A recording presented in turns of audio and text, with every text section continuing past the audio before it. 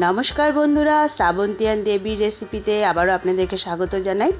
আজকে যে রেসিপিটা করব সেটা হচ্ছে লাউ দিয়ে। এই দেখুন, এখানে আমি লাউকে বেশ সুন্দর কুচি কুচি করে কেটে ধুয়ে নিয়েছি। এটা পানি লাউ। তো আজকে এটা দিয়ে একটা রেসিপি তৈরি করব এবং সেটাই আপনাদের সাথে শেয়ার করব। পুরো ভিডিওটা দেখার অনুরোধ রইল। তো এটা আমি বানাবো মাছের মাথা দিয়ে। এই দেখুন, আমি এখানে রুই মাছের মাথা নিয়ে নিয়েছি।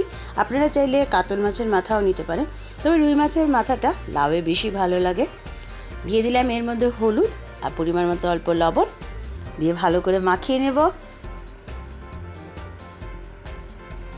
রুই মাছের মাথা দিয়ে লাউটা খেতে সত্যিই দারুণ লাগে। অবশ্যই আপনারা রুই মাছের মাথা দিয়ে লাউটা করবেন, একবার এইভাবে বানিয়েও খেয়ে দেখুন। তা আমি কড়াই বসিয়ে দিলাম, কড়াইয়ে পরিমাণ মতো অল্প তেল দিয়ে দিলাম। প্রথমে আমি মাছের মাথাগুলোকে বেশ লাল লাল করে একটু ভেজে নেব। যতটুকু পরিমাণে লাউ থাকবে সেই অনুযায়ী মাছের মাথা দিলে আরও বেশি টেস্ট হয়। তো প্রথমে মাছের মাথাগুলো চলুন লাল লাল করে ভেজে নিই। এই দেখুন, উল্টে পাল্টে আমি ভেজে নিচ্ছি মাছের মাথাগুলোকে।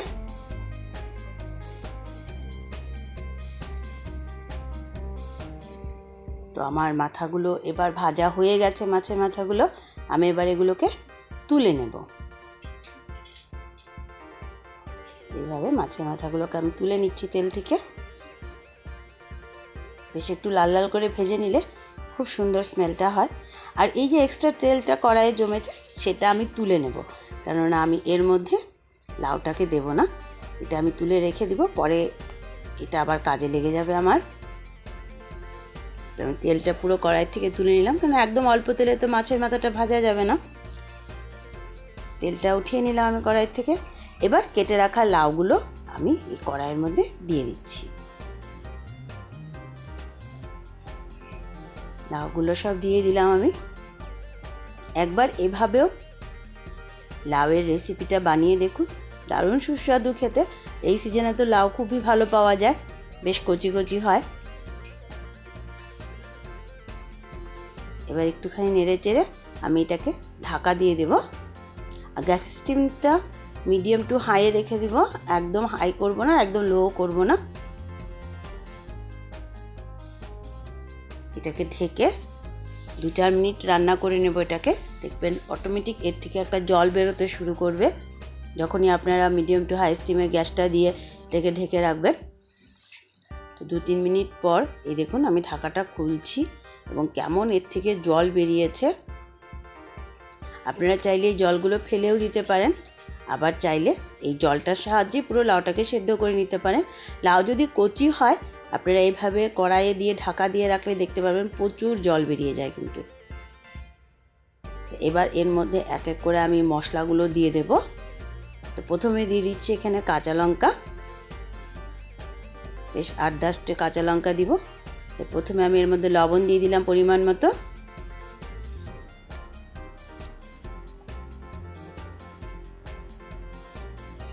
যেহেতু লাউ অনেকটাই মজে যাবে, তো লবণের পরিমাণটা অবশ্যই আপনারা বুঝে দেবেন। দিয়ে দিচ্ছি 8-10টা কাঁচা লঙ্কা। এবার দিয়ে দিচ্ছি এর মধ্যে আমি হলুদ গুঁড়ো। লাউয়ে বেশি হলুদ ভালো লাগে না, তা একটু কম হলুদ গুঁড়োটাই দিতে হয়। দিয়ে দিচ্ছি 1/2 চামচ মতো জিরে গুঁড়ো, আর দিয়ে দিচ্ছি 1/2 চামচ মতো ধনিয়া গুঁড়ো।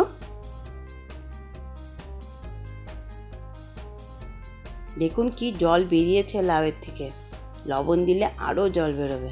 তার সাথে বিট নুন। আমার রেসিপিতে তো আমি বিট নুন ছাড়া বানাই না, আপনারা সব রেসিপিতে দেখে থাকবেন বিট নুনটা আমি সবসময় ইউজ করি। আমি এখানে ক্যাচের যে ব্ল্যাক সল্ট আছে সেটাই ইউজ করে থাকি বেশিরভাগ। এবার ভালো করে সব মশলাগুলো মিশিয়ে দিলাম, দিয়ে আবার ওইটাকে ঢাকা দিয়ে দিব। তো বন্ধুরা, আপনারা যারা যারা আমাদের চ্যানেলটিকে দেখছেন অবশ্যই লাইক করুন, শেয়ার করুন আপনাদের বন্ধুবান্ধবদের সাথে। সাবস্ক্রাইব করলে অবশ্যই বেল আইকনটি প্রেস করতে ভুলবেন না। আবারও 2-3 মিনিট আমি এটাকে রান্না করে নিব। এই দেখুন 2-3 মিনিট রান্না করার পর জলটা আস্তে আস্তে টানতে শুরু করেছে, কিন্তু এই জলটা চট করে টেনে যায় না। তাই এই জলটাকে চট করে টানানোর জন্য আমি এখানে ইউজ করব অন্য আরেকটা জিনিস, সেটাও আপনাদেরকে দেখাচ্ছি। প্রথমে মাছের মাথাগুলো এর মধ্যে দিয়ে দিলাম। এরপর আমি এর মধ্যে দিয়ে দেব যেটা সবচেয়ে বেশি ইম্পর্ট্যান্ট, মশলার এই জলটা কেন ফেলবেন না, ফেলে এই জলটাকে টানানোর একটা সহজ পদ্ধতি হলো আপনি এর মধ্যে দিয়ে দিন ভাত। এক মুঠো ভাত এর মধ্যে যদি আপনারা দিয়ে দিন, সেই ভাতটা এই লাউয়ের পুরো জলটাকে কিন্তু টেনে নেবে। হয়তো ভাববেন যে এটা পুরো বোঝা যাবে, কিন্তু না, যখন আপনারা পুরো রেসিপিটা তৈরি হওয়ার পর দেখবেন ভাত কোথায় আছে বুঝতেই পারবেন না। এই ভাত পুরো জলটাকে টেনে নেবে। আর একটু ঢাকা দিয়ে দিলাম। এবার দেখুন এটা আমার রেডি হয়ে গেছে। জলটা কিন্তু আগের পরিমাণে অনেকটাই টেনে গেছে। এবার আমি এটাকে নামিয়ে নেব এবং এটাকে এবার সোমবাস দিতে হবে। এটাকে আমি নামিয়ে নিচ্ছি। মাছের মাথাটাকে অবশ্যই খুন্তি দিয়ে ভেঙে দিন, তাহলে মাছের মাথার স্মেলটা পুরো রেসিপিতে হবে। এবার এটাকে আমি নামিয়ে নিচ্ছি।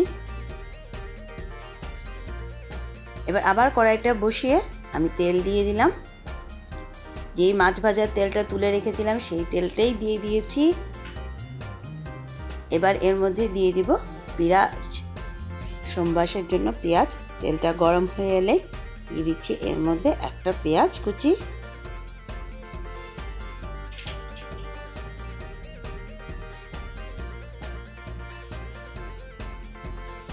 এই দেখুন একটা পেঁয়াজ কুচি দিয়ে দিলাম এর মধ্যে। এবার পেঁয়াজটাকে একটু ভেজে নেব লাল লাল করে। এই রেসিপিটা রান্না করতে বেশি তেল লাগে না, অল্প তেলেই খুব সুন্দর হয়ে যায়। আর লঙ্কার গুঁড়ো তো লাগেই না, লাগলে একটা তেজপাতা দিয়ে দিন।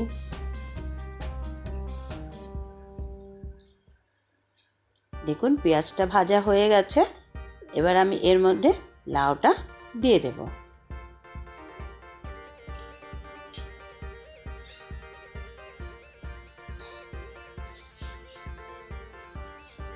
দিয়ে ভালো করে মিশিয়ে দিব। আর অবশ্যই গ্যাসের স্টিমটা এবার হাই রাখতে হবে, কেননা এক্সট্রা যে জলটা আছে এবার পুরোটাই টেনে যাবে। এবং বেশ মাখা মাখা হয়ে গেলে রেডি হয়ে গেল মাছের মাথা দিয়ে পানি লাউয়ের এই রেসিপিটি।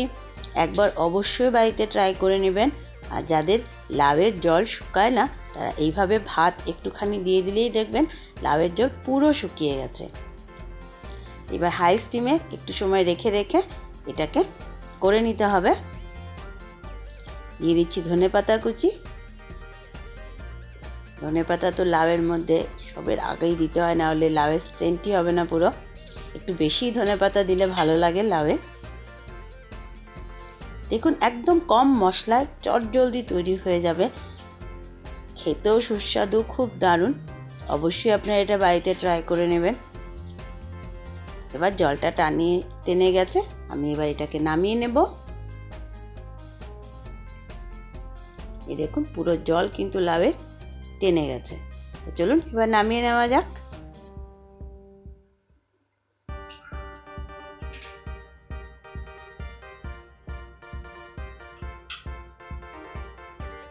আমি তো এবার নামিয়ে নিলাম। একটু ধনেপাতা নিচে দিয়ে রাখছি, দিয়ে লাউটাকে নামিয়ে নিচ্ছি। তো বন্ধুরা, আপনারা অবশ্যই এইভাবে লাউয়ের রেসিপিটা একবার বানিয়ে নেবেন। অবশ্যই আমাকে জানাবেন কেমন হলো। উপর দিয়ে আরেকটু ধনেপাতা দিয়ে গার্নিশ করে দিচ্ছি। তো অবশ্যই এটা আপনারা বাড়িতে বানাবেন এবং অবশ্যই আমাকে জানাবেন। আবারও দেখা হবে, ততক্ষণের জন্য ধন্যবাদ।